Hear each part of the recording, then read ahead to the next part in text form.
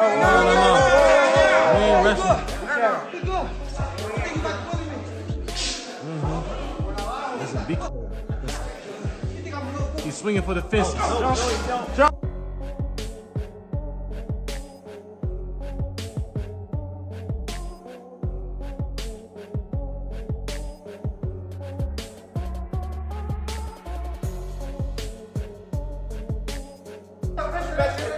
Well, the two guys, well, the biggest puncher, I feel, at the 135 would probably be Gervonta Tank Davis. Do you think he has enough power to sustain?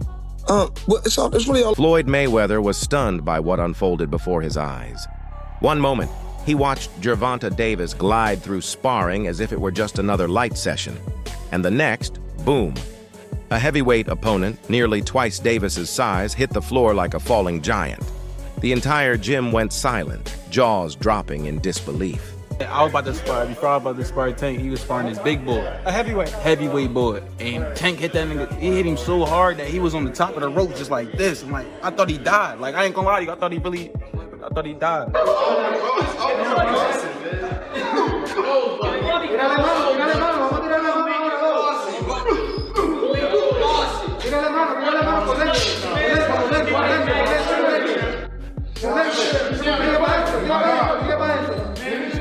Floyd Mayweather, normally the calmest man in any gym, had a look that said it all.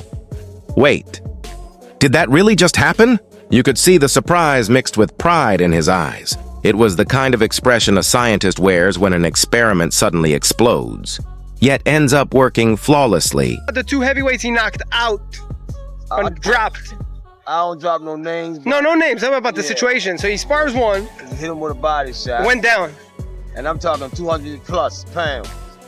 And the other one he hit with a headshot. And he went down too? And he went down. But people don't expect a guy 130, table it. Matter of fact, right. And I'm not just exaggerating because Tank is our fighter. Tank has a punch of power. I don't know where it comes from. No one really knows where it comes from. Tank didn't celebrate, didn't pose, didn't even flinch. He simply stepped back, hands lowered, like it was just another day at work.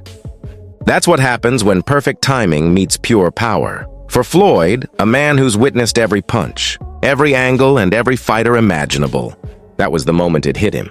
Gervonta Davis wasn't just his protege anymore. He had become a walking highlight reel, bending the laws of boxing in real time. Interview 4. People, when that clip of you sparring Tank was released, right? He doesn't give off a genuine spirit to me. So he's just a very emotional, kind of angry, kind of guy. Was he like that with you after you touched him up, or just before even? Yeah, I mean just the whole sparring really. There's a part in the clip he hits you when you're down, and then he turns around, and I think you hit him. Yeah, like sparring, he was just kind of just doing little dirt. That knockout wasn't a lucky shot. Gervonta Davis often trains with heavyweights, not for fame or attention, but to push his limits and feel real pressure in the ring. His mindset is simple. If I can take hits from a 230-pound fighter, no one in my own division can make me flinch. In his career, Tank can fight at 140, 147. He has that power. I think he could be multiple champion, maybe in 54. Oh, yeah. Now, one time he went to a gym in Memphis, sparred 4 guys, broke 4 noses in one afternoon. Do you have other examples of things like that Tank did in boxing? Since he was a kid, man. When Tank was 14 years old, he was sparring state champions, man. And honestly, it shows. You can see it in the way he handles pressure inside the ring. Calm, composed, and unshaken, even when bigger opponents try to muscle him around. That's the result of heavyweight-level lessons. These aren't light sparring sessions either. They're full-contact chess matches where one wrong move can send your mouthpiece flying across the gym. In the corner, and he threw a 1-2-1-2, and I was blocking it, but then he started pushing my head, he was purposely pushing me down. He pushed my head all the way down, and then he was hitting me on my back. So then everybody was like, hey, what you doing? So then I got up, then he asked me if I was good, and then right when I said I was good, he just started hitting me. And he turned around because everybody was like, what are you doing? And I just hit him. But that's what Tank lives for, the chaos. He doesn't shy away from it. He embraces it. Every sparring session is a challenge. a chance to push his limits and see how far power and timing can go when fear has no place. Right after watching Tank dismantle heavyweights as if they were part of a magic act, the focus shifts to Calvin Ford's corner. Instantly, the energy changes, from pure spectacle to sharp strategy.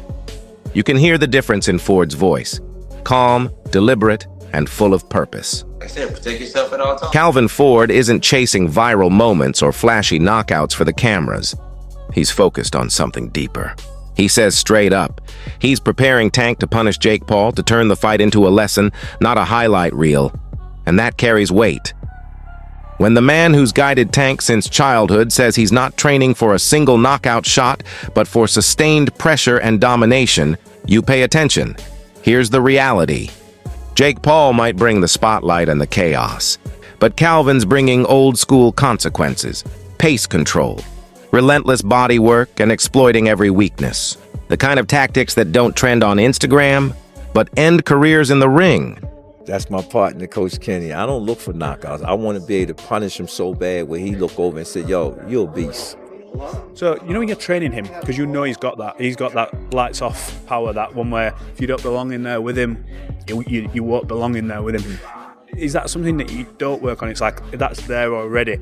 If you work on the stuff that I need to work on for a particular opponent I'm in front of. I can't help but laugh at the idea that Jake thinks this is just a show.